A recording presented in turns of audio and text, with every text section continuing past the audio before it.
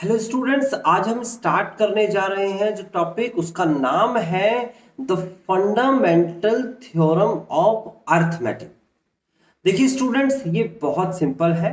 Basically यहाँ पर नाम से ही पता चल रहा है फंडामेंटल, तो इसके बारे में आप पहले से ही जानते हैं। देखिए एनसीईआरटी में क्या लिखा है वो पढ़ लेते हैं एक बार। लिखा है इन योर अर्लियर क्लासेस, यानी कि तुमने पिछली क्लासेस में पढ़ा है, you have seen that any natural number can be written as a product of the prime factors। किसी भी नेचुरल नंबर को हम क्या लिख सकते हैं? प्रोडक्ट ऑफ प्राइम फैक्टर्स लिख सकते हैं। अब आपको ये पता होना चाहिए नेचुरल नंबर क्या होता है। तो भाई नेचुरल नंबर की जब हम बात करते हैं तो नेचुरल नंबर्स जो होते हैं, याद रखिएगा, एक से शुरू होता है। जो नंबर एक से शुरू होगा वो नेचुरल नंबर होगा और उसमें एक एक जुड़ता चला जाएगा। यानी कि एक में एक जोड़ेंगे तो दो आएगा, दो में एक जोड़ेंगे तो तीन आएगा, तीन में एक जोड़ेंगे तो चार आएगा, चार में एक जोड़ेंगे तो पांच आएगा। यानी कि अगर मैं बात करूं आपसे नेचुरल नंबर क्या होते हैं, तो आप कहेंगे नेचुरल नंबर एक से शुरू होते हैं और एक एक जुड़ते चले जाते हैं। यानी कि इसे हम कहें एक दो तीन चार पांच छह सात आठ and so on, called natural number. ये इंफिनिटिव तक जाते हैं। अब ये जितने भी नेचुरल नंबर्स आपके सामने हैं, ये क्या है? ये प्रोडक्ट ऑफ प्राइम फैक्टर्स है। प्राइम फैक्टर्स, इसमें देखो प्राइम नंबर की बात भी आपको समझनी होगी। प्राइम नंबर्स क्या होते हैं? जो प्राइम नंबर है, प्राइम नंबर्स नंबर्स तो प्राइम नंबर्स वो नंबर्स होते हैं जो सिर्फ अपनी टेबल से डिवाइड होते हैं या फिर वन की टेबल से डिवाइड होते हैं। और सबसे पहला प्राइम नंबर दो होता है। एग्जैक्टली दो अलग अलग नंबर से डिवाइड होने वाले नंबर को प्राइम नंबर कहते हैं। जैसे कि दो है, तीन है, पांच है, सात है, 11 है, 13 है, ऐसे ही चलता चला जाएगा। यानी कि यहां पर एक बात आपको बहुत अच्छे से समझनी होगी, one is not the prime number. Not prime number क्यों नहीं है? क्योंकि वन जो है सिर्फ वन से ही डिवाइड होता है और इसके लिए प्राइम नंबर के लिए जो शर्त है वो ये है, एग्जैक्टली दो अलग अलग नंबर से डिवाइड होना चाहिए। जैसे कि दो एक की टेबल में भी आता है और दो की टेबल में भी आता है, तीन एक की टेबल में भी आता है और तीन की टेबल में भी आता है, पांच एक की टेबल में भी आता है और पांच की टेबल में भी आता है। ये सारे नंबर दो अलग अलग नंबर से डिवाइड होते हैं, लेकिन एक एक की टेबल में आता है और अपने आप को भी एक बोलेगा, तो ये प्राइम नंबर नहीं होता। ओके, इसने कहा है कि आपने लास्ट कुछ क्लासेस में सीखा था, प्रीवियस क्लासेस में, कि नेचुरल नंबर जो होता है वो क्या होता है? फैक्टर ऑफ प्राइम नंबर होता है। जैसे कि यहां पर इसने स्टार्टिंग में लिया टू, देखो इसने वन नहीं लिया, इसने क्या लिया? टू लिया। तो टू के जब फैक्टर्स करेंगे, two is a natural number, इसके फैक्टर्स करेंगे तो टू आएगा। अगर फोर लेगा ये, फोर, तो फोर क्या है? फोर एक नेचुरल नंबर, इसके फैक्टर्स करेंगे तो टू इंटू टू आएगा। इसी तरीके से एग्जांपल लिया 253, 253 इज अ नेचुरल नंबर और इसके फैक्टर्स करेंगे तो 11 इंटू 23 आएगा। देखो 11 भी एक प्राइम नंबर है, 23 भी एक प्राइम नंबर है। प्राइम नंबर्स की मल्टीप्लाई करेंगे तो ये आ जाता है। ओके, कहता है and so on, now let us try and look at natural number from the other direction. अब यहां पर इसने कहा है नेचुरल नंबर जो है वो फैक्टर होता है प्राइम नंबर का, इसने दूसरी डायरेक्शन बोली है। तो कहता है प्राइम नंबर्स के जो फैक्टर्स होते हैं, यानी कि इनकी मल्टीप्लाई जो होती है, वो नेचुरल नंबर्स बनते हैं। कहता है दूसरी डायरेक्शन से देखने के लिए बोला है, कहता है natural number from the other direction, that is can any natural number B obtained by multiplying prime numbers. समझ में आया? क्या कोई भी नेचुरल नंबर प्राइम नंबर्स की मल्टीप्लाई करने के बाद ऑब्टेन्ड हो जाता है? लेट अस सी। और इसने इसका नीचे एग्जांपल बताया है। जैसे कि यहां पर देखो 7 इंटू 11 इंटू 23 मल्टीप्लाई करा है तो एक नेचुरल नंबर बना। 2 into 3 into 7 into 11 into 23 multiply कराया तो एक नेचुरल नंबर बना। देखो ये सारे प्राइम नंबर है, 2 भी प्राइम नंबर है, 3 भी प्राइम नंबर है, 7 भी प्राइम नंबर है, 11 भी प्राइम नंबर है और 23 भी प्राइम नंबर। इसी तरीके से 2 की पावर 3, 2 की पावर 3 मतलब 2 इंटू 2 इंटू 2 है ना। 2 की पावर 3 मतलब 2 इंटू 2 इंटू 2, तीन बार लिख दिया आपने। सारे के सारे क्या है? Prime number. फिर 3, फिर 7 की पावर 3, ये सारे के सारे अपने अपनी जगह प्राइम नंबर है। इनकी मल्टीप्लाई कराया तो जो रिजल्ट आया वो एक नेचुरल नंबर। तो आप कहेंगे सर ये तो बहुत आसान बात आ रहा है। हाँ बिल्कुल बहुत आसान बात बता रहा है, क्योंकि ये फंडामेंटल थ्योरम ऑफ अरिथमेटिक है। ओके, बाकी इसे आप रीड करिएगा, इस वाले पैराग्राफ को आप रीड करिएगा। और यहां पर मैं आपको बता देता हूं, ये आपके सामने दे रखा है क्या, we are going to use the factor tree, इसे फैक्टर ट्री कहते हैं, with which you are familiar. आप जानते हैं इस फैक्टर ट्री को, इसने इस तरीके से लिख दिया है। आप इसे ऐसे भी लिख सकते हो, ये लिखा हुआ है आपके पास 32760। इसे आप सबसे पहले प्राइम नंबर से डिवाइड करते हैं। याद रखना, जब हम इसके फैक्टर करते हैं तो उसे प्राइम फैक्टर कहते हैं। क्या बोलते हैं इसे? Prime prime factor. और प्राइम फैक्टर का मतलब जो प्राइम नंबर से डिवाइड होता है। याद रखना, हिंदी में प्राइम नंबर्स को कहते हैं अभाज्य संख्याएं, ऐसे नंबर्स जो अपनी और टेबल से ही डिवाइड हो और 1 की टेबल से डिवाइड हो। तो कौन कौन से प्राइम नंबर्स बताए गए हैं? 2, फिर 3, फिर 5, फिर 7, फिर 7 के बाद 11, फिर 13, फिर 17, फिर 19, और ऐसे ही आगे चलता चला जाएगा। ठीक है, इसमें जब डिवाइड करने वाली बात करते हैं, प्राइम फैक्टर्स से डिवाइड करने वाली बात करते हैं, तो हम याद रखेंगे 2, 3 और 5 को बहुत अच्छे से। 2 से डिवाइड होने का नियम ये कहता है कि यूनिट प्लेस पर, यूनिट प्लेस मतलब इकाई के स्थान पर 0, 2, फिर उसके बाद 4, 6 और 8, अगर इसमें से कोई नंबर होगा तो ये 2 से डिवाइड हो जाएगा। 3 से डिवाइड करने का नियम ये कहता है sum of digits, sum of digit divisible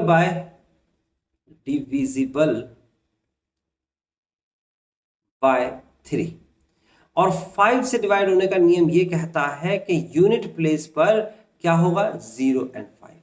अब देखो, इन तीनों को याद करना बहुत आसान है, इसलिए इन तीनों को याद करना है। हालांकि नियम हर किसी के लिए है, और प्राइम नंबर से ही डिवाइड करना है, कंपोजिट नंबर से नहीं करना है। जो प्राइम से डिवाइड हो गया वो कंपोजिट से हो जाएगा, उसकी जरूरत नहीं पड़ेगी। यानी कि अगर 4 से डिवाइड करना है तो जो 2 से हो गया, 2 से करते चले जाएंगे तो 4 की जरूरत ही नहीं पड़ेगी कंपोजिट। ठीक है, 7 के लिए आपको कोई नियम नहीं बनाना, आपको सीधा सीधा इसके लिए क्या करना है, आपको डिवाइड करके देखना है 11, 13, 17। हालांकि नियम होते हैं, बट आप 3 नियम याद कर लीजिए। क्या? 2 से डिवाइड करने का नियम, यूनिट प्लेस पर 0, 2, 4, 6, 8 होना चाहिए। 3 से डिवाइड करने का नियम, सम ऑफ इट्स डिजिट्स, उनकी डिजिट्स का सम क्या होना चाहिए? 3 से डिवाइड होना चाहिए। और 5 से डिवाइड करने का नियम, यूनिट प्लेस पर 0 और 5 होना चाहिए। बाकी सबको डिवाइड करके देखते हैं। तो जब हम इसकी बात करते हैं तो सबसे पहले लास्ट में देखेंगे, लास्ट में क्या लिखा है? 0 लिखा है। 0 लिखा है तो सबसे पहला प्राइम नंबर 2 इसे डिवाइड कर सकता है। मैं यहां लिखूंगा 2, और डिवाइड करने का बिल्कुल सिंपल सा तरीका, 2 1 2, यहां है 3, एक रिमाइंडर बचा, ये बन गया 12। देखो ना, 1 और 2 12 होते हैं, तो 2 6 12, फिर 2 3 6, 1 यहां आ गया, 2 8 16, एंड देन 0। देखेंगे तो यही नंबर आपको दिख रहा है। उसके बाद वापस चलते हैं, और प्राइम नंबर से डिवाइड करने के लिए शर्त क्या है? शर्त यह है कि यहां पर 0 होना चाहिए, और 0 है। क्या क्या होना चाहिए? 0, 2, 4, 6, 8, तो 0 है, तो 2 से डिवाइड करेंगे तो कितना देगा? 2 8 16, उसके बाद 2 1 2, एंड देन 2 9 18, एंड देन 0। फिर उसके बाद देखेंगे तो 2 से डिवाइड हो रहा है, 2 4 8, एंड देन ये 1 आ गया। अब 1 आ गया तो ये तो डिवाइड नहीं हो सकता, अब ये कहां जाए? तो 1 के साथ 9 लिखना पड़ेगा, तब 19 बनेगा। तो इसे दोनों को लेने की वजह से हमने यहाँ पर पहले लगाएंगे 0, फिर उसके बाद डिवाइड करेंगे तो कितना हो जाएगा? 2 9 18, 2 9 18, है ना। उसके बाद एक रिमाइंडर है, यहाँ आएगा 2 5 10। तो कितना आंसर आया? 4095, 4095। अब लास्ट में 5 है, और ये शर्त को पूरा नहीं कर रहा। आप गौर से देखेंगे, 2 से डिवाइड करने वाली शर्त में 5 नहीं होना चाहिए, तो ये तो पूरा नहीं कर रहा। फिर हम 3 से डिवाइड करने वाली शर्त पे आएंगे। 3 से डिवाइड करने वाली शर्त क्या है? कि डिजिट का सम जो है वो 3 से डिवाइड होना चाहिए। चेक कर लेते हैं। डिजिट ये है, मतलब नंबर्स में डिजिट्स क्या है? 4 प्लस 0 प्लस 9 प्लस 5, इनको जोड़ेंगे तो कितना आ जाएगा? ये आ जाएगा 4 प्लस 9, कितना होता है आपके पास? 13, 13 प्लस 5 18, और अगर हम जोड़ेंगे इसका आंसर 18 आया। 18 पूरा पूरा डिवाइड हो जाता है 3 से, तो यानी कि ये नंबर भी डिवाइड हो जाएगा। चेक करने का तरीका सीख रहे हैं आप। तो यहां पर आप लिखेंगे क्या? यहां पर लिखेंगे 3, और इसे डिवाइड करना शुरू करेंगे। 3 1 3, एंड देन 1 3 9, एंड देन उसके बाद 1 3 6 18, एंड देन उसके बाद 1 एंड 3 5 15।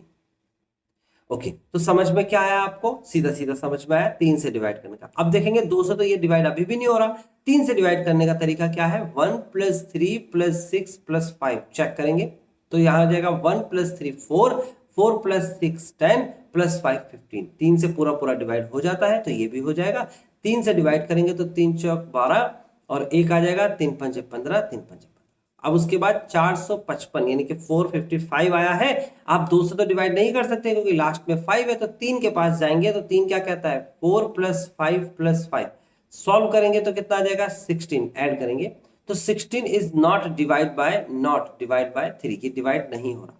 अगर ये डिवाइड नहीं हो रहा तो फिर इसका मतलब 3 से भी डिवाइड नहीं होगा, 3 को भी हटा देंगे। इसके बाद अगला प्राइम नंबर है 5, तो 5 से डिवाइड होने का सीधा सा तरीका है कि लास्ट में 0 और 5 होना चाहिए, तो लास्ट में 5 है यानी कि शर्त को पूरी करता है, तो 5 से डिवाइड करेंगे तो कितना आ जाएगा? 5 9 45, 5 एकम 5, 9 और 1। अब उसके बाद 9 और 1 आ गया तो इसके बाद यानी कि इससे भी नहीं हो सकता 5 से, यानी कि ये देखो लास्ट में 0 भी नहीं आ रहा, इनका जोड़ 10 है, 3 से डिवाइड भी नहीं हो रहा, लास्ट में 0 और 5 इनमें से कुछ भी नहीं आ रहा। ठीक है, अब 7 के पास जाएंगे, 7 से डिवाइड करने का कोई नियम नहीं है, सीधा सीधा डिवाइड करके देखते हैं। तो 7 से डिवाइड करेंगे तो 7 एकम 7 और 2 आ जाएगा और 7 तिया 21। फिर उसके बाद अगला प्राइम नंबर क्या है? 11, 11 से डिवाइड नहीं हो रहा। फिर उससे अगला प्राइम नंबर क्या है? 13, तो 13 से डिवाइड होगा, 13 बन जाएगा। तो बेटा ये जो तरीका है, ये जो प्रोसेस है, इसे कहते हैं prime factor method, prime factor method. और इस मेथड को आप बहुत अच्छे से सीख लीजिएगा, पूरी मैथ्स में इसका इस्तेमाल होने वाला है। इन्होंने इसको थोड़ा सा डिजाइन करके दिखा दिया है, ये आपका प्रोसेस है। ओके, आगे बढ़ जाते हैं। यहां पर क्या दे रखा है? We have factorize 32,760 as this, हमने ये फैक्टर किए। कहता है as a product of prime, तो ये प्रोडक्ट ऑफ प्राइम है, देखो प्राइम के प्रोडक्ट्स हैं। और इसको लिख सकते हैं 2 की पावर 3 को लिख सकते हैं ये 2 × 2 × 2 को, एंड 3 की पावर 3 × 3, 3 की power 2 and then 5 and then 7 then 13। कहता है the product of powers of the prime. Let us try another number. आप इस नंबर को ट्राई करो और इस नंबर को ट्राई करने के बाद ये आंसर आएगा। और इसमें 3803 और 3607 जो दे रखा है, of course you have to check that ये जो नंबर है ये सिर्फ और सिर्फ अपने नंबर से डिवाइड होगा और 1 से होगा, यानी कि ये प्राइम नंबर। ओके, तो ये आपके सामने इसने समझाया है। आगे क्या कहता है? कहता है this leads us to conjunction that every composite number can be written as a product of power of prime. यानी कि इससे हमारा ये कंजक्चर निकला, क्या निकला भाई? क्या निकला यहां पर? ये कंक्लूजन कह सकते हो निकला कि हर एक कंपोजिट नंबर जो है वो प्रोडक्ट ऑफ प्राइम होता है। हर एक कंपोजिट नंबर, हर एक कंपोजिट नंबर जो है वो प्रोडक्ट ऑफ प्राइम। अब यहां पर इन्हें कंपोजिट बोल दिया। ठीक है, in fact the statement is true and is called the fundamental theorem of arithmetic. तो स्टूडेंट्स के दिमाग में जो भी क्वेश्चन होता है कि sir fundamental theorem of arithmetic क्या है, तो आपको ये बता दिया गया है क्या है ना। और यहां पर इसने बताया है कि इसको स्टडी करेंगे। फंडामेंटल थ्योरम ऑफ अरिथमेटिक बहुत कठिन चीज नहीं है, बहुत सिंपल सा इसका थ्योरम है, और वो थ्योरम ये है every composite number can be expressed यानी factorized as a product of prime. यानी कि किसी भी कंपोजिट नंबर को जब फैक्टर करेंगे तो वो प्राइम नंबर से ही फैक्टर्स होगा, and this factorization is unique apart from the order in which the prime factors occur. यानी कि ऑर्डर्स मैटर नहीं करता, 2 × 3 लिख लो, इंटू 5 लिख लो, या 3 × 2 लिख लो, इंटू 5 लिख लो, अपार्ट फ्रॉम दिस ऑर्डर, इसको छोड़कर। ठीक है, आगे क्या कहता है? अब इसने बात की है कार्ल फ्रेडरिच गॉस। ये बहुत ही महान मैथमेटिशियन थे और साइंटिस्ट भी थे। यहां पर इनके बारे में क्या लिखा है, इस छोटे से नोट को जरूर पढ़िएगा। लिखा है an equivalent version of theorem 1.2 was probably first recorded as proposition 14 of book 9 in Euclid's elements. यानी कि यूक्लिड्स की कुछ बुक थी, यूक्लिड भी एक बहुत महान मैथमेटिशियन थे, उनकी कुछ बुक से इन्होंने यहाँ पर कुछ सॉल्यूशंस निकाले थे, उसे ही फंडामेंटल थ्योरम ऑफ अरिथमेटिक बोला था, जो 1.2 में आप देखते हो थ्योरम। ठीक है, कहते हैं before it came to be known as the fundamental theorem of arithmetic, हम इससे पहले भी इसे जानते थे। However the first correct proof was given by Carl Friedrich Gauss. समझ में आ गया आपको? ये इनकी बुक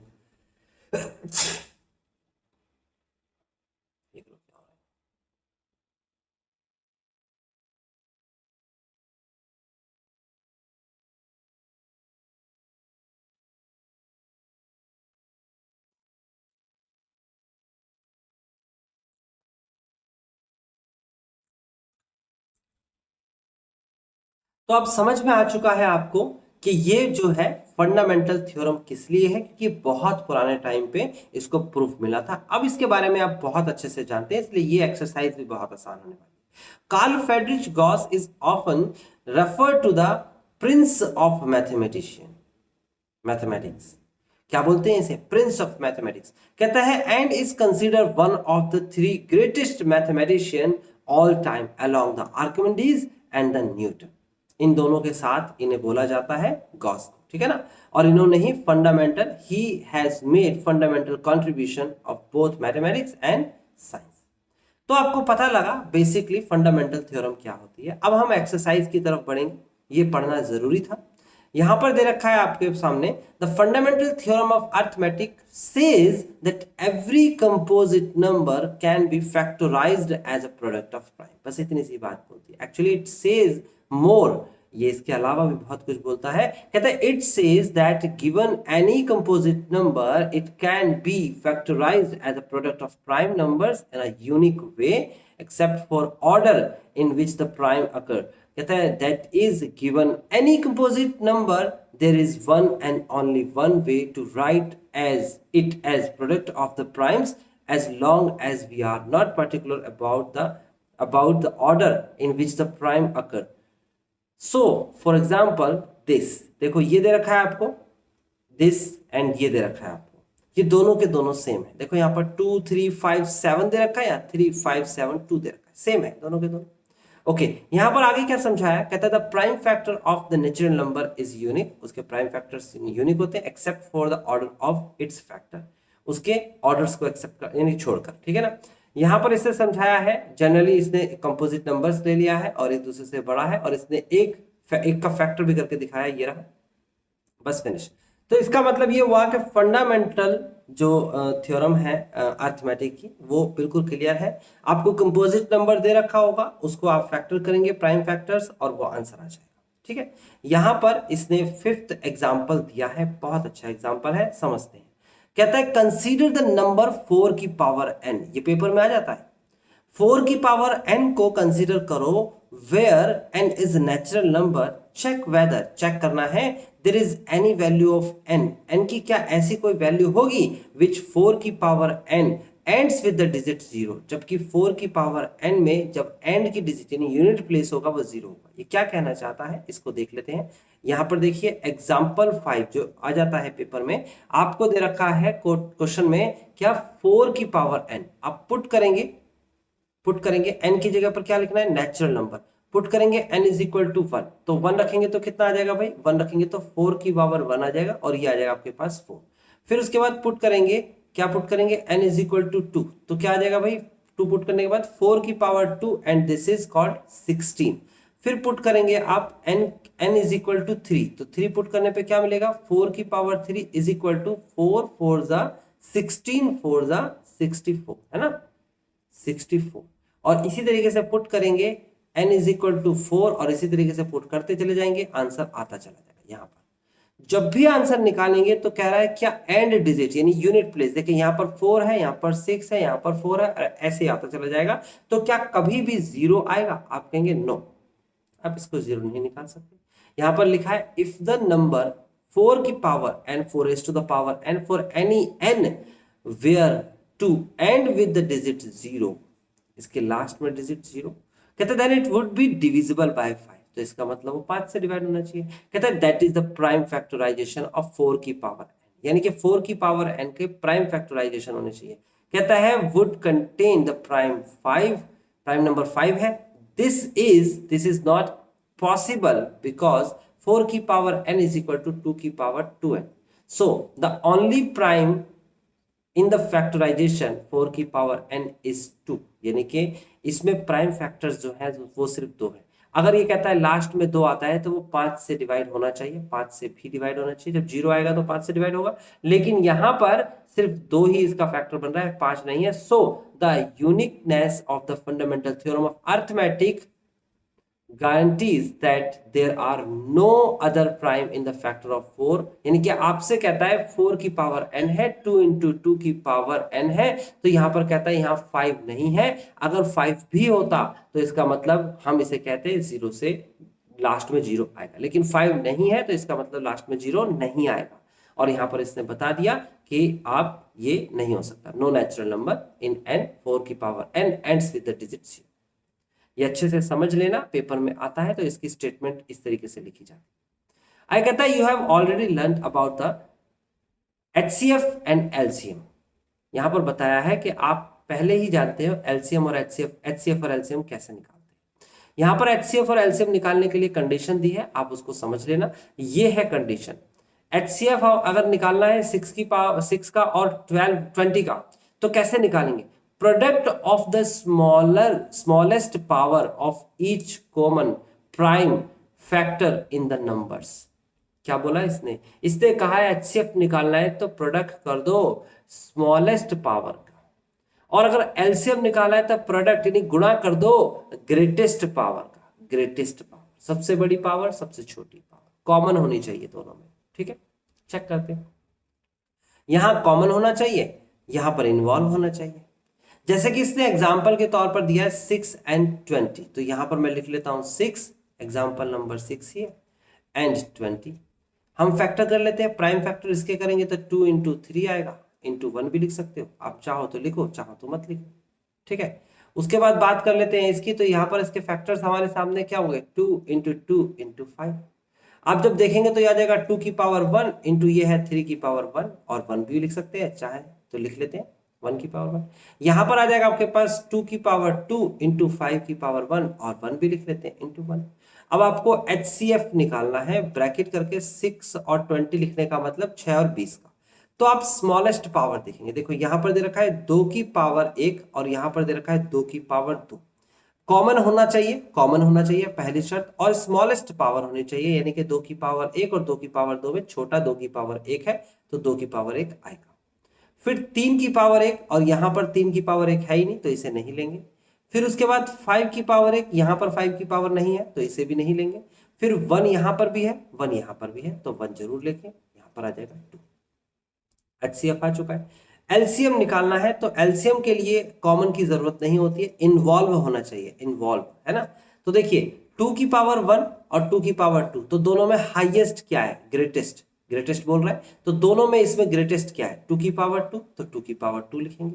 फिर 3 की पावर 1 यहां पर भी है और 3 की पावर 1 यहां तो है ही नहीं, ठीक है ना। जहां पर कुछ नहीं है तो वहां 0 भी लिख सकते हैं, 3 की पावर 0 1 होता है, तो दोनों में ग्रेटेस्ट क्या है, 3 की पावर 1 है, तो यहां तो है ही नहीं, इसे लिखेंगे ही नहीं, तो 3 की पावर 1 यहां पर है, इसे लिखेंगे बिल्कुल।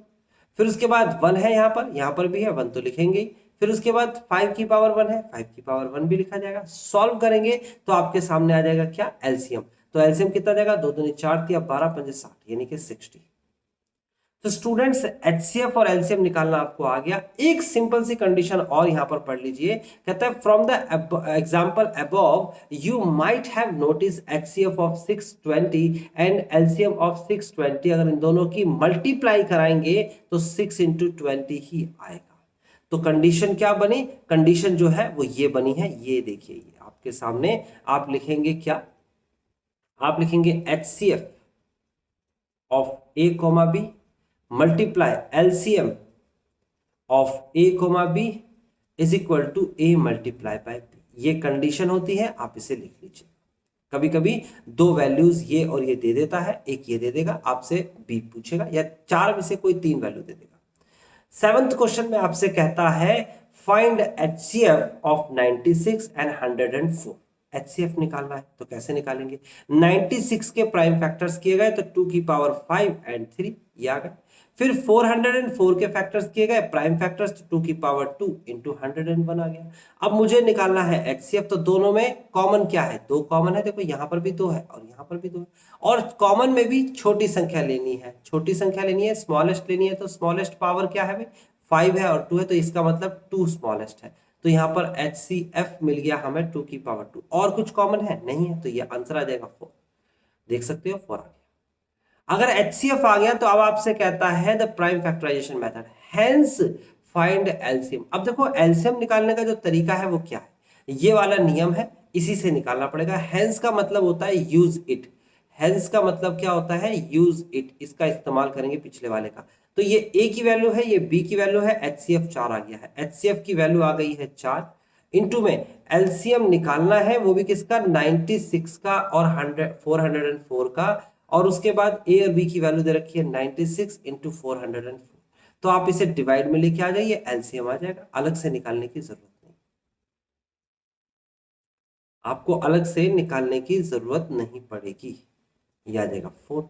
सॉल्व करेंगे तो कितना आ जाएगा 101 और मल्टीप्लाई करा देंगे तो यहाँ आंसर लिख दीजिए। आंसर आ रहा है 19696। तो स्टूडेंट्स आपको समझ में आ गया किस तरीके से क्वेश्चन किए जा रहे हैं, बहुत सिंपल है। आगे बढ़ते हैं, आगे कहता है एचसीएफ और एलसीएम निकालना है। आपके सामने 6, 72 और 120 दे रखा है।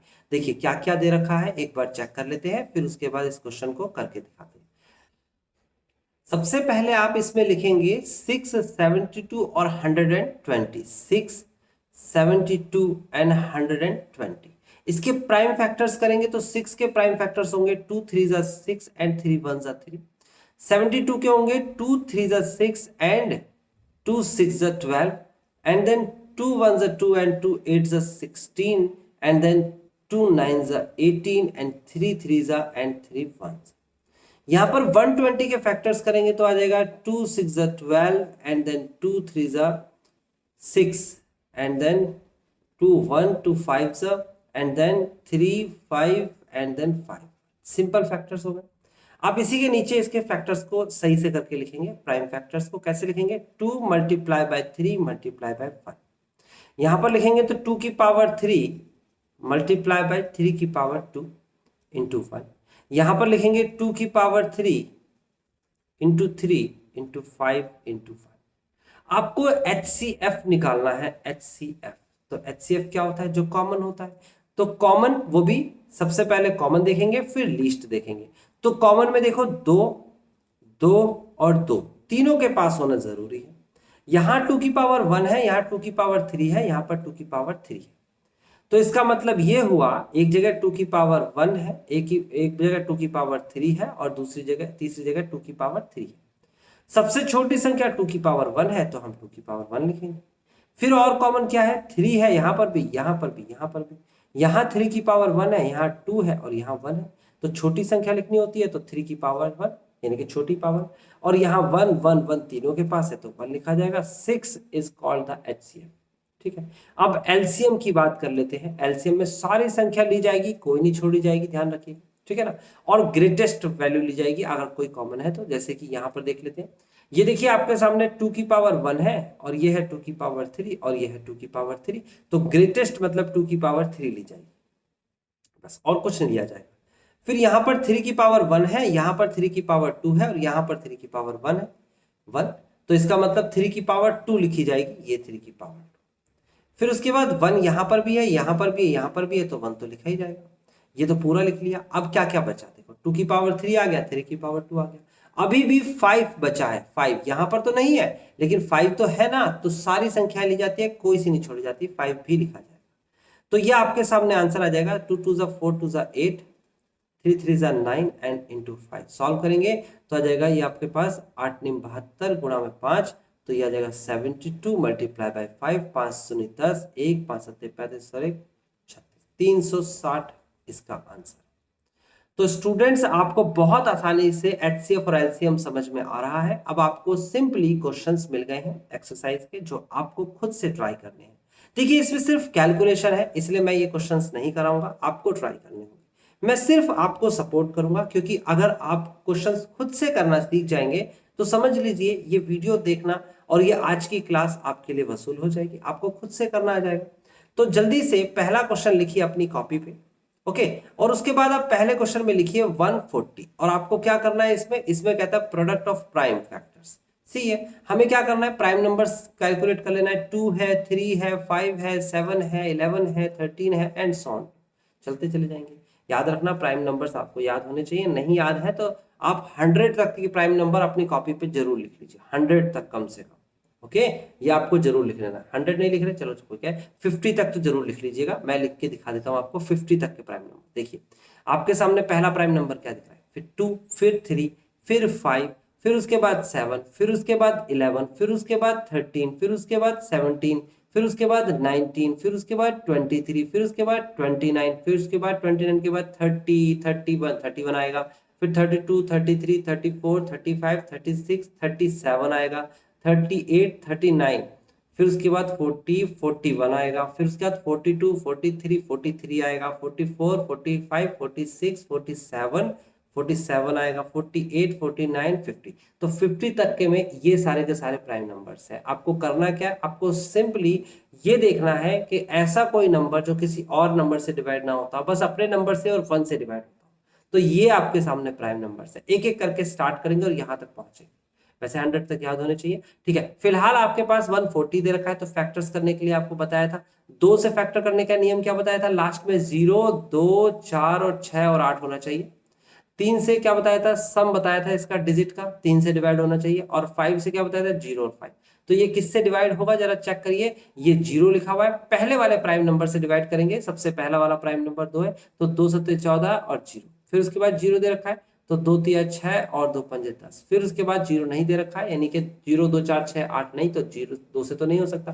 फिर 3 और 5 को जोड़ेंगे, 3 और 5 को जोड़ेंगे, 8 आ रहा है, 8 आ रहा है, तो इसका मतलब ये हो गया कि ये 3 से भी डिवाइड नहीं होगा, क्योंकि 8 3 से पूरा पूरा डिवाइड नहीं होता।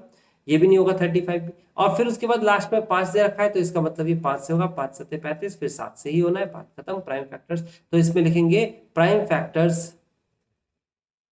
प्राइम फैक्टर्स क्या होंगे, प्राइम फैक्टर्स 2 की पावर 2 इंटू में 5 इंटू में 7 इज द आंसर। आप इंटू 1 भी लिख सकते हो, वरना ये आ गया। तो आपको समझ में आ गया स्टूडेंट्स, बहुत आसान है, सिंपल इतना लिखना है आपको। ये वाला क्वेश्चन आप खुद करेंगे ट्राई, 156, 3825, देखो सारे क्वेश्चन आपको ट्राई करने हैं। आपसे 1 से ना हो, 2 से ना हो, 7 से ना हो, फिर उसके पहले 2 3 5 फिर 7, फिर क्या नाम है 11 13 17 19 23, ऐसे करते चले जाएंगे डिवाइड। एक ना एक संख्या ऐसी जरूर होगी जिससे डिवाइड ये हो जाएगा, ठीक है। अब चलते हैं हम सेकंड क्वेश्चन के पास। सेकंड क्वेश्चन में कहता है एलसीएम और एचसीएफ निकालना है, आपको फाइंड करना है, pair of and verify this. आप पेयर ऑफ इंटीजर्स दे रखे नीचे, इसमें एलसीएम और एचसीएफ निकालना है और वेरीफाई करना है कि एलसीएम और एचसीएफ की मल्टीप्लाई प्रोडक्ट ऑफ 2 नंबर्स है। भाई बड़ा सिंपल है ये क्वेश्चन, ये आधा काम तो आपने कर ही लिया है। एक क्वेश्चन मैं करा देता हूं, बाकी के पार्ट्स आप खुद से ट्राई करिए। वीडियो को पॉज करके तब ट्राई करना है ना, अलग से नहीं करना है, अभी ट्राई करना है। देखिए पहला क्वेश्चन जो दे रखा है, सेकंड का पहला क्वेश्चन जो दे रखा है, वो दे रखा है आपके सामने 26 एंड 91। तो आप सबसे पहले 26 के सॉल्यूशन में 26 के फैक्टर्स करेंगे, तो 26 के फैक्टर्स करेंगे 2 13 26 एंड 13 1 13। उसके बाद इसके करेंगे तो 91 के फैक्टर्स करने के लिए देखो 2 से डिवाइड नहीं हो रहा क्योंकि लास्ट में 1 है, 3 से डिवाइड होगा, 9 और 1 10 नहीं होगा, 4 से डिवाइड करना नहीं है, 5 से होगा नहीं होगा, फिर 6 से नहीं करना, 7 से करते हैं, तो 7 से करेंगे तो कितना आएगा 13 आएगा, 7 एकम 7 7 21, फिर 13 से करेंगे। तो बेसिकली हमारे पास जो प्राइम फैक्टर्स हो जाएंगे 2 इंटू 13 आएगा, यहाँ पर 7 इंटू 13 आएगा। आप चाहो तो 1 लिख सकते हो, चाहो तो नहीं लिख सकते। HCF की बात करेंगे, HCF ऑफ 26 एंड 91, इन दोनों का HCF कितना होगा, जो दोनों में कॉमन है और कॉमन में भी छोटी पावर, तो सबसे छोटी पावर 1 और 1 दोनों में सेम ही है, तो 13 HCF। फिर LCM लिखेंगे, तो LCM ऑफ 26 एंड 91 का लिखेंगे, तो क्या लिखेंगे, सारी संख्या लिखी जाती है, 13 और 13 दोनों में कॉमन है, 13 की पावर मैक्सिमम वाली 1 ही है, तो 1 लिखी जाएगी, फिर 2 भी लिखी जाएगी वैल्यू, और 7 भी लिखा जाएगा। अब जब इसे सॉल्व करेंगे तो जो आंसर है वो हमारा फाइनल आंसर आएगा, 13 दूनी 26 होते हैं, 26 मल्टीप्लाई बाय 7 करेंगे, 7 छिंग 42 का 2 हासिल के 4, 7 दूनी 14 और 14 और 4 होते हैं 18, यानी कि 182। ये एलसीएम आ गया, क्या आ गया, एलसीएम ऑफ 26 एंड 90। बात समझ में आती है स्टूडेंट्स। अब आपके सामने एलसीएम भी है और एचसीएफ, ये एचसीएफ है ये एलसीएम है, और ये दोनों नंबर है, तो वेरीफाई कर लेंगे, यहां पर लिखेंगे वेरीफाई, और वेरीफाई में क्या लिखना है, LCM multiply by HCF is equal to A into B. तो आप कैसे करेंगे सॉल्व, एलसीएम की वैल्यू कितनी है 182 multiply by 13 is equal to 26 into में 91। आप सॉल्व करके इसको आंसर निकाल लेंगे, कैसे निकालेंगे देखो, आप लिखिए अलग से सॉल्व करके, 182 मल्टीप्लाई बाय 13, तो 3 दूनी 6 और 3 अठे 24 का 4 हासिल के 2, 3 एकम 3 2 5 मल्टीप्लाई बाय 2 8 1, सॉल्व करेंगे तो आएगा 6 6 और 8 5 13 का 3 हासिल का 1 और 2। तो ये आ जाएगा 2366, इन दोनों की मल्टीप्लाई 26 मल्टीप्लाई बाय 91, सॉल्व करेंगे तो आ जाएगा 62 मल्टीप्लाई करेंगे, फिर 9 की मल्टीप्लाई 6 में करेंगे तो कितना आ जाएगा 9 छिंग 54 एंड 5, फिर इसका 9 दूनी 18, 18 और 5 कितने हो जाएंगे, 18 और 5 हो जाएंगे आपके सामने 23, 23, सॉल्व करेंगे तो आ जाएगा 6 और ये आ जाएगा 6, ये आ जाएगा 3, ये आ जाएगा 2। तो फाइनली आंसर कितना आ गया हमारे पास, हम जब देखेंगे तो ये इक्वल आ रहा है 2366। तो स्टूडेंट्स हमने वेरीफाई कर दिया है, हमारा आंसर भी आ गया है। मैंने पहला क्वेश्चन ट्राई किया है, वीडियो को पॉज करें और जल्दी से सेकंड वाला पार्ट और थर्ड वाला पार्ट कराएंगे। अगर आपसे ये पार्ट्स नहीं होते तो आप मुझे बताएंगे, मैं आपको सॉल्व करके ये दोनों पार्ट्स भी दे दूंगा, ठीक है। फिलहाल आपको फर्स्ट वाला पार्ट मैंने करा दिया है, बाकी के पार्ट्स भी आपको करने हैं। अब उसके बाद थर्ड क्वेश्चन पे चलते हैं, पहले वीडियो को पॉज करें, ये क्वेश्चन दोनों के दोनों खुद से करके दिखाएं।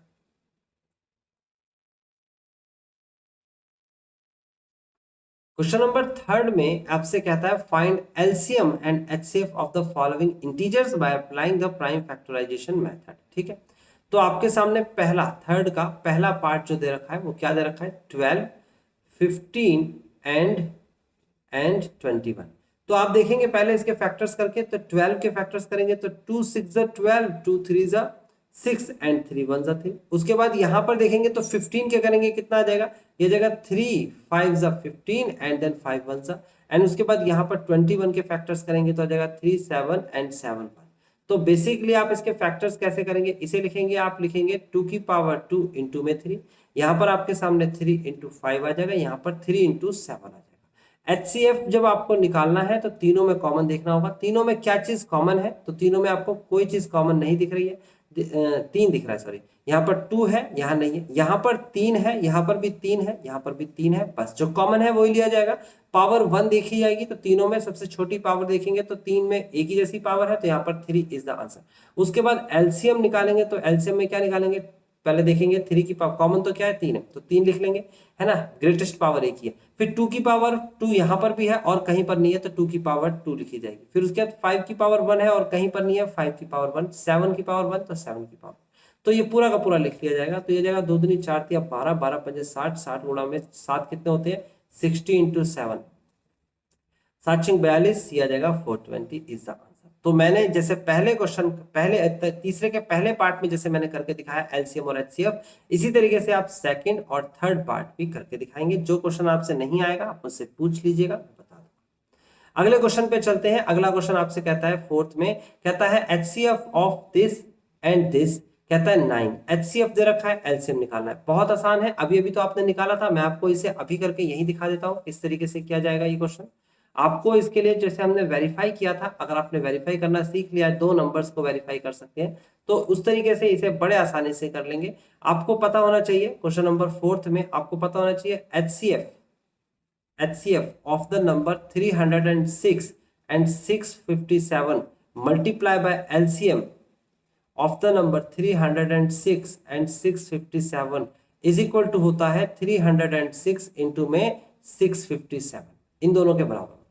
तो आपको क्या दे रखा है, आपको HCF ऑफ दिस की वैल्यू दे रखी है आपको कितनी 9, इस पूरे की वैल्यू 9 दे रखी है, इंटू में LCM आप निकालना है, LCM निकालना है 306 इंटू में 657 का, और इसका आंसर आपके सामने क्या आएगा 300 ऐसे लिख लो 306 इंटू 657। तो आप सीधा सीधा 9 से डिवाइड कर देंगे और आंसर आ चुका है LCM ऑफ 306 इंटू में 657, यानी इन दोनों नंबर्स का LCM इज इक्वल टू होगा 306 इंटू में 657 डिवाइड बाय 9। आप इसे सॉल्व कर लेना, डिवाइड करके मल्टीप्लाई करके यहाँ आंसर आ जाएगा और मैच कर लेना, आपका आंसर ठीक है, कैलकुलेशन आपको आनी चाहिए।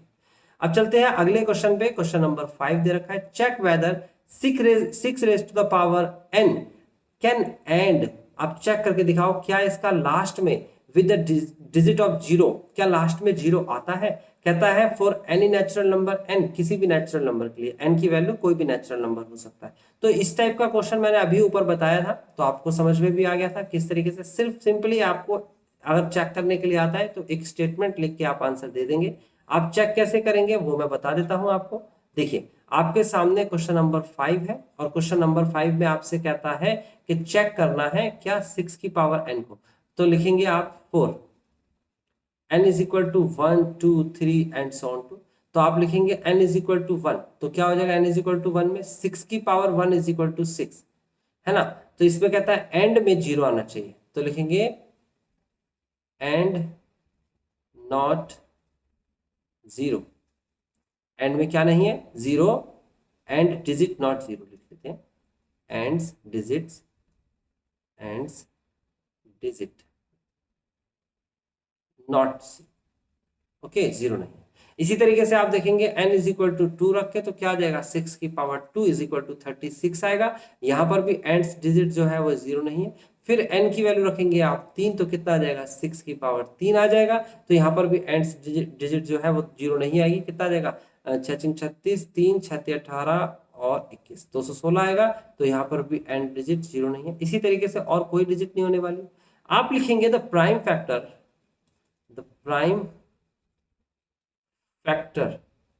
of 6 is equal to 2 into 3, but if the end digit make 0, अगर end digit में हमें 0 चाहिए then it will be क्या होना चाहिए था, या it should be लिख सकते हो, क्या होना चाहिए आपके सामने कंपल्सन है, it should be multiple of 5, है ना। So 6 raise to the power is not a end with 0 digit. बस इतना सा आंसर लिख देना, अपने तरीके से स्टेटमेंट लिख देना। तो आपको स्टूडेंट्स 5th क्वेश्चन समझ में आ गया है। अब मैं 6th और 7th क्वेश्चन करा के इस क्लास का एंड करता हूं। जल्दी से देखिए, पहले 6th क्वेश्चन में आपसे जो कहा गया है इसे खुद से ट्राई करिए। Explain with this and this are composite number. अब कंपोजिट नंबर क्या होता है पता होना चाहिए और एक्सप्लेन करके दिखाइए।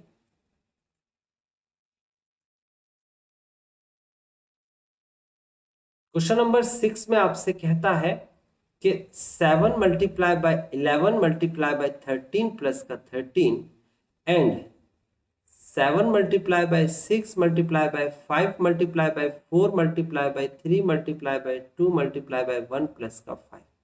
आपको एक्सप्लेन करना है कि ये जो है ये कंपोजिट नंबर के फैक्टर्स हैं, यानी कि ये जो नंबर्स है वो प्राइम नहीं है। तो कंपोजिट क्या होता है, प्राइम क्या होता है। देखो पहले तो मैंने प्राइम आपको बताया, प्राइम नंबर क्या होता है जो सिर्फ अपनी ही टेबल में और सिर्फ 2 की टेबल से जाए, यानी 2 की नहीं अपनी ही टेबल से और 1 की टेबल से जाए। तो इसका मतलब 2 एक प्राइम नंबर है। देखो 1 की टेबल से जाता है ये 1 2 ज़ा 2 एंड 2 की टेबल में आता है। फिर 2 के बाद 3 एक प्राइम नंबर है, 1 और 3 इन दोनों टेबल से डिवाइड हो सकता है। फिर 4 एक प्राइम नंबर नहीं है, क्यों, क्योंकि ये 1 से भी डिवाइड हो सकता है, 2 से भी डिवाइड हो सकता है, 3 से भी डिवाइड हो सकता है, ये प्राइम नंबर नहीं। फिर 5 एक प्राइम नंबर है क्योंकि 1 से भी डिवाइड होगा और 5 से भी डिवाइड होगा। फिर 6 एक प्राइम नंबर नहीं है, क्यों, क्योंकि 1 से भी डिवाइड होगा, 2 से भी डिवाइड होगा, 3 से भी डिवाइड होगा और 6 से भी डिवाइड होगा। फिर 7 एक प्राइम नंबर है जो कि दे रखा है आपके सामने 1 और 7 से डिवाइड। फिर 8 एक प्राइम नंबर नहीं है क्योंकि 1 से भी डिवाइड होगा, 2 से भी डिवाइड होगा और 4 से भी डिवाइड होगा और 8 से भी डिवाइड होगा। फिर 9 एक प्राइम नंबर नहीं है क्योंकि 1 से भी डिवाइड होगा, 3 से भी डिवाइड होगा और 9 से भी डिवाइड होगा। फिर 10 एक प्राइम नंबर नहीं है। तो समझ में आई बात आपको। अब क्या क्या प्राइम नंबर है उसे देख लेते हैं, इसको हटा देते हैं और प्राइम नंबर ही देख लेते हैं। तो प्राइम नंबर आपके सामने 2 है, प्राइम नंबर 3 है, प्राइम नंबर 5 है, प्राइम नंबर 7 है और आगे 11 आने वाला है। और क्या क्या प्राइम नहीं है, जो प्राइम नहीं है वो कंपोजिट है। तो कंपोजिट नंबर आपके सामने कौन कौन से है, एक 4। कंपोजिट नंबर की डेफिनेशन ये है जो मोर देन 2 नंबर से डिवाइड हो, मोर देन 2 एग्जैक्टली 2 नंबर से डिवाइड होने वाले को कहते हैं प्राइम और 2 से ज्यादा नंबर से डिवाइड होने वाले को कहते हैं कंपोजिट। तो देखो कंपोजिट नंबर है ये क्योंकि 3 नंबर से डिवाइड हो रहा है, ये एक कंपोजिट है क्योंकि 4 नंबर से डिवाइड हो रहा है, ये एक कंपोजिट है क्योंकि 4 नंबर से डिवाइड हो रहा है, ये एक कंपोजिट है क्योंकि 3 नंबर से डिवाइड हो रहा है। तो अलग अलग संख्याओं से डिवाइड होना है और एक जो है ना तो प्राइम है, नॉट प्राइम, और ना ही कंपोजिट है, नॉट कंपोजिट। ये बात आप याद कर लीजिएगा, ठीक है, क्योंकि एक इस शर्त को पूरी नहीं करता। प्राइम की शर्त ये थी कि 2 नंबर से डिवाइड होना चाहिए, एक पूरी नहीं करता। कंपोजिट की शर्त ये है कि 2 से ज्यादा नंबर से डिवाइड होना चाहिए, वो भी ये शर्त पूरी नहीं करता है। ठीक है, अब आगे बढ़ जाते हैं। आगे हम जब देखें तो इसको हमें प्राइम बनाना है, प्राइम फैक्टर्स बनाने हैं, सॉरी प्राइम नहीं, कंपोजिट बनाना। तो क्या करेंगे, देखो ये पूरा का पूरा एक नंबर है। कौन सा नंबर, ये 7 इंटू 11 इंटू 13। आप मल्टीप्लाई करा लो या ऐसे ही लिखे रहने दो, नंबर तो एक ही है। प्लस करके ये दूसरी टर्म दे रखी है 13, दोनों में से कॉमन आ रहा है 13। जब 13 कॉमन लेंगे बेटा तो यहाँ पर कितना बचेगा, यहाँ बचेगा 7 इंटू 11, 13 तो कॉमन ले लिया, प्लस यहाँ पर कितना बचेगा 1। तो सॉल्व करेंगे बच्चे तो ये आ जाएगा 13 और यहाँ पर आ जाएगा 7 इंटू 11 इज इक्वल टू आ जाएगा 77 प्लस का 1। जब इसे आगे सॉल्व करेंगे तो आ जाएगा 13 इंटू 78। अब देखो मैंने कहा था कंपोजिट नंबर में जैसे ये पूरा का पूरा अगर सॉल्व करते तो एक नंबर बनता, फिलहाल ये पूरा का पूरा एक नंबर है। तो अगर मैं इसके फैक्टर देखूं तो इस पूरे नंबर का एक फैक्टर तो 13 है, एक फैक्टर खुद एक हो जाएगा और एक फैक्टर 78 है। तो 3 फैक्टर मिल गए ना, 3 फैक्टर मिलते ही ये कंपोजिट है। क्या लिखेंगे, सो इट इज कंपोजिट। और 3 से ज्यादा भी हो सकते हैं, ये 2 से भी डिवाइड हो रहा है, लेकिन हमें 3 मिल गए तो कंपोजिट है। एक मिल गया एक मिल गया 13, एक मिल गया 78। तो 1 को तो कंसीडर ही ना करें। अगर किसी नंबर के 2 फैक्टर दिख जाए और एक के अलावा अदर देन 1 तो वो भी कंपोजिट होता है। जैसे यहां पर देखिए 7 6 5 4 3 2 1 प्लस का 5, प्लस का निशान है बीच में, ध्यान रखना। तो 5 कॉमन लेंगे तो इसमें से 5 कॉमन लेंगे तो 5 हटा के बाकी सब लिख लीजिए। 7 into 6 into 4 into 3 into 2 into 1 plus का यहाँ पर 5 निकल गया तो 1 बचेगा। सॉल्व कर देंगे जो भी सॉल्यूशन आएगा, जैसे कि आ जाएगा आपके पास 4 या 12 दूनी 24 और 7 42, 24 और 42 के फैक्ट मल्टीप्लाई कराएंगे तो कितना देगा, 2 चौके 8, 2 दूनी 4 और 4 चौक 16 और 1 आएगा और 4 दूनी 8 लिखना। तो आंसर आ जाएगा 8 0 और सही है ना। तो ये फिलहाल आ गया 1008 प्लस का 1। कैलकुलेशन कर लेना, सही से कर लेना, ठीक है। देन जब इसे सॉल्व करेंगे तो आंसर हमारे पास आएगा 5, यहाँ आएगा 1009। तो देखो बेटा इस पूरी संख्या के जो फैक्टर्स हैं, एक तो 5 इसका फैक्टर है, एक 1009 इसका फैक्टर है और एक इसका 1 फैक्टर है। तो इसका मतलब ये हुआ कि इसके कितने फैक्टर हो गए, इसके फैक्टर्स हो गए आपके सामने 3, 1 2 3 और मोर देन 2 फैक्टर्स होते ही हमें पता लग जाता है। So it is composite number. तो स्टूडेंट्स आपको छठा क्वेश्चन समझ में आ गया है। अब इस क्लास में हम आ गए हैं लास्ट क्वेश्चन की तरफ। आप पहले खुद से ट्राई करके दिखाइए लास्ट क्वेश्चन कैसे करना है, फिर मैं आपको समझाता हूं किस तरीके से करना था। अब इस एक्सरसाइज का जो क्वेश्चन नंबर 7 है वो एक बार रीड कर लीजिए, रीड करते ही आपको समझ में आ जाएगा क्या करना है। कहता है there is a circular path, एक सर्कुलर पाथ है अराउंड अ स्पोर्ट्स फील्ड। देखो मैं सर्कुलर पाथ आपके सामने बना के दिखा देता हूं। ये आपके सामने इस टाइप का एक सर्कुलर पाथ है, ओके। और इसका एक और ले लेते हैं,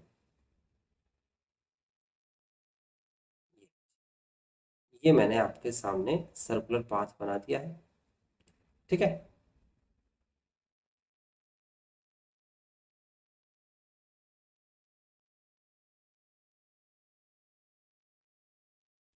अब ये जो आपके सामने सर्कुलर पाथ है इसमें आपको करना क्या है, इस सर्कुलर पाथ के लिए कहता क्या है, ये कहता है कि 2 जने हैं, एक सोनिया है और दूसरा रवि है। सोनिया और रवि, मान लीजिए सोनिया यहां पर है, ये आपके सामने सोनिया है, ठीक है ना, सोनिया। और ये है आपके सामने, यहीं पर ही रवि आ जाएगा, यहीं पर ही खड़ा कर देते हैं इसे, रवि को यहाँ पर, ठीक है ना। एक सोनिया बना देते हैं और एक रवि, इस तरीके से बना देते हैं।